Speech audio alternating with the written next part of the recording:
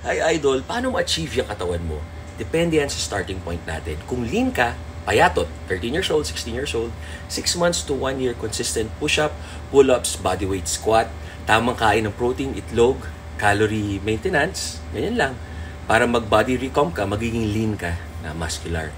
Kung galing ka naman sa medyo may katabaan or medyo overweight, gagawin mo rin yun, bodyweight squats, push-ups, pull-ups, planking, at the same time, magwa-walking ka na 15 minutes to 1 hour, tapos talaga nakaka-calorie deficit ka, almost no carbs, no fat, pure protein lang, tas vegetables para may fiber, tsaka nutrients, tsaka antioxidants. Kayang-kaya ma-achieve tong katawan ko. Ang kailangan lang, sarang bibig, ang ilalagay lang dyan, fuel, pampaganda ng katawan. Isipin nyo, fuel, pampaganda ng katawan. Isipin nyo, ang katawan nyo, sports car na napakaganda, napakamahal. Iniingat-ingatan nyo ang katawan nyo. Yung ganun lang, consistency, hard work, discipline. Tama kayo, mali ako, I'm not your doctor. Do what works for you. God bless, guys.